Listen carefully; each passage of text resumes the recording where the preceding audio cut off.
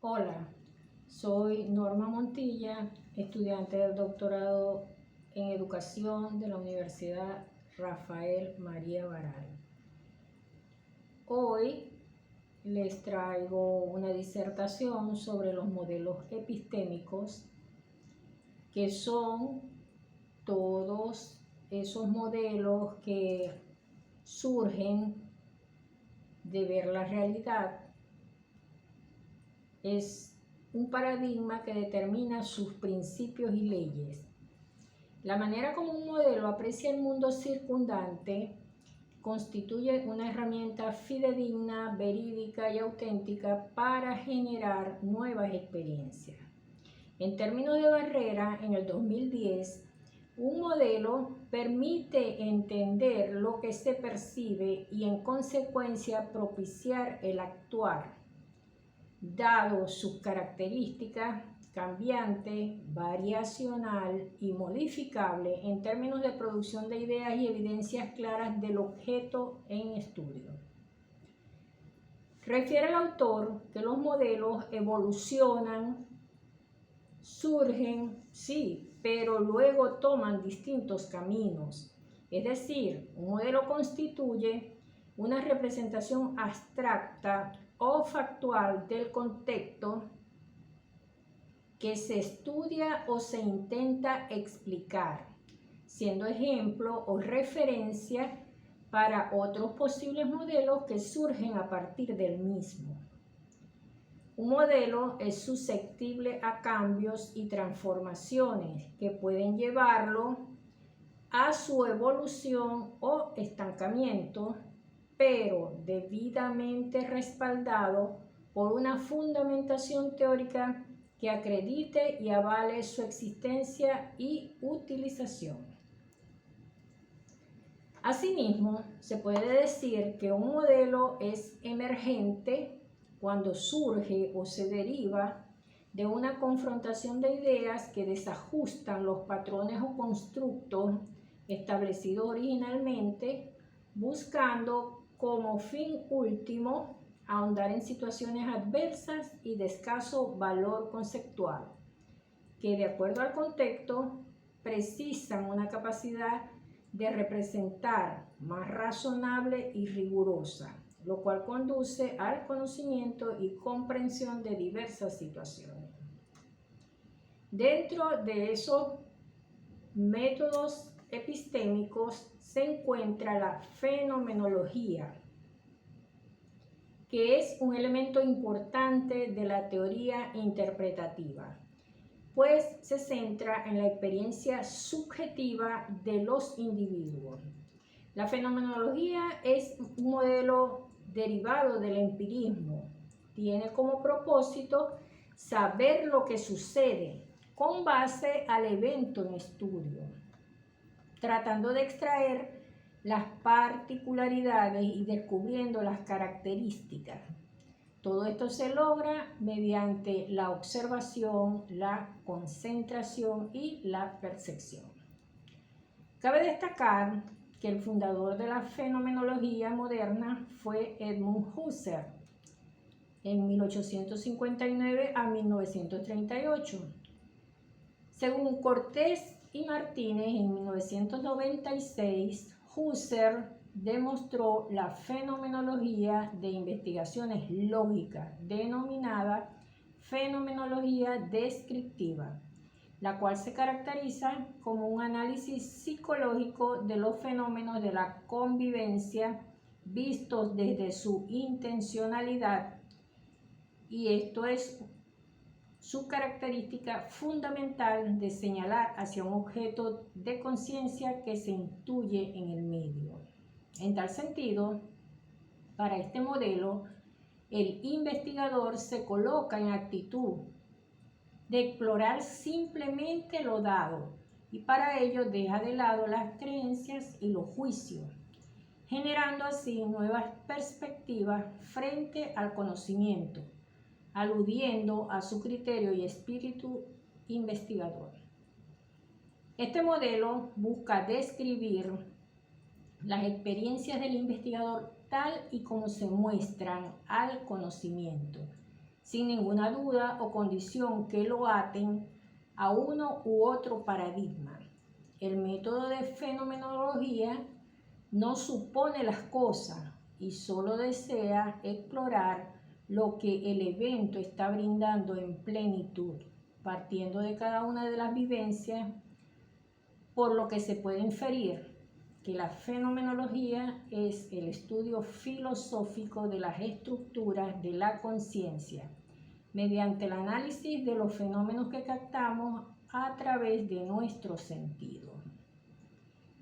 De allí que la investigación del modelo epistémico fenomenológico surge del método humanista, siendo sus principales representantes Abraham Maslow, Carl Rogers y Rollo May.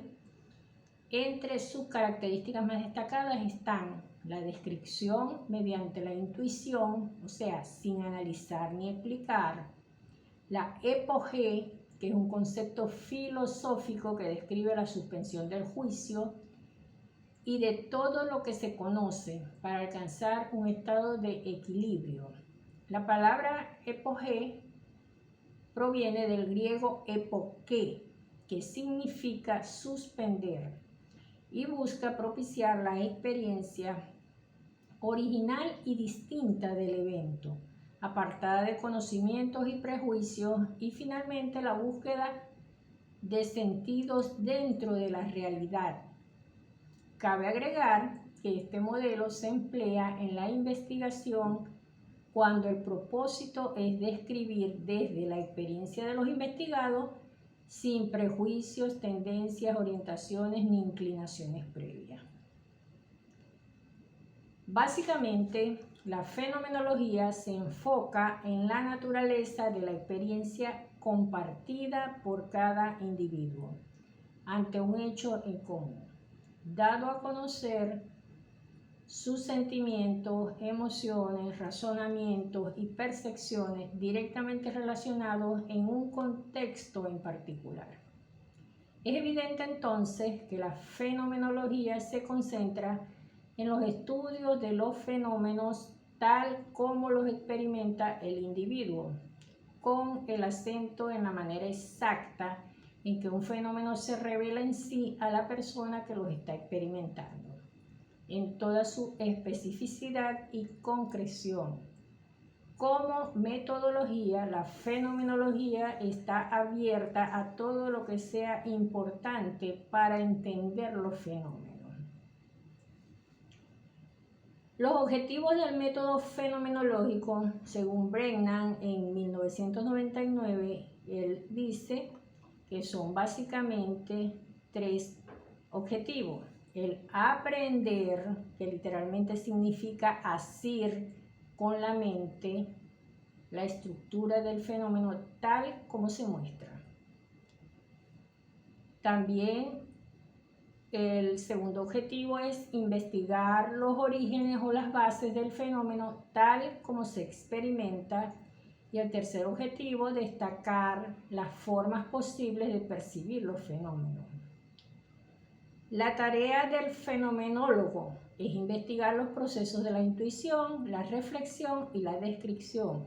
Así, no manipula los fenómenos, sino que deja que se revelen tal como son. La sustancia de la fenomenología se forma de datos de la experiencia y su significado para el individuo. En esencia, la fenomenología rechaza el reduccionismo de los métodos empíricos de las ciencias naturales y se concentra en el significado y la importancia de los fenómenos en la conciencia y el punto de vista de la persona en su conjunto, lo que conocemos como holismo. Para los neopositivistas, la fenomenología pretende, en el fondo, reivindicar la metafísica al retomar la subjetividad trascendental y buscar acceder a las esencias. Por su parte, para el marxismo, lo antimetafísico es la praxis, instancia donde se comprueba el alcance y las consecuencias de una teoría. el positivismo, el marxismo y la fenomenología están entre las corrientes del pensamiento más destacadas, como protagonistas del giro antimetafísico propio de la segunda mitad del siglo XIX, que se extiende hasta las primeras décadas del siglo XX. Estos movimientos en un principio cuestionan la propuesta del sujeto como una entidad absoluta. De allí podemos deducir que el método fenomenológico es una herramienta valiosa para explorar la experiencia humana, donde una perspectiva única que surge al centrarse en la subjetividad y la descripción detallada nos permite comprender los significados de las personas o que las personas atribuyen a sus vidas. Las características principales de la fenomenología tenemos entre estas la subjetividad como objeto de estudio. La fenomenología reconoce que la realidad está construida a través de la percepción y la interpretación individual. Por lo tanto, el sujeto que experimenta es el centro de la investigación. La descripción detallada. Se busca una descripción rica y detallada de las experiencias, evitando interpretaciones prematuras y subjetivas. La epogé, que ya hablamos de esto, donde es un concepto de la clave para la fenomenología, significa la suspensión del juicio previo, es decir, deja de lado nuestras creencias y supuestos sobre el mundo para poder experimentar el fenómeno de manera pura. La intencionalidad, que es la conciencia, siempre está dirigida hacia algo que es intencional, y la fenomenología busca comprender la estructura de estas intuiciones.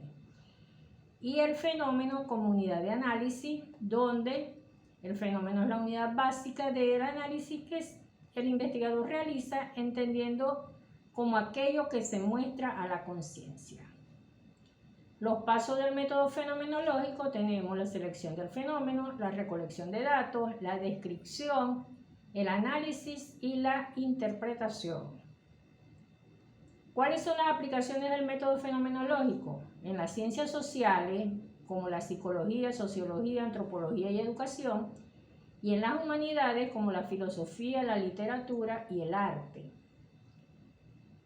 El método fenomenológico tiene como ventaja la profundidad, pues permite una comprensión profunda de las experiencias individuales, la flexibilidad, que se adapta a una amplia variedad de fenómenos, y la generación de teorías, pues puede generar nuevas teorías y perspectivas. Y como limitación encontramos la subjetividad, donde la interpretación del investigador influye en los resultados, la generalización, donde los hallazgos pueden ser difíciles de generalizar a otras poblaciones, y el tiempo pues requiere mucho tiempo y recursos. Gracias por su atención.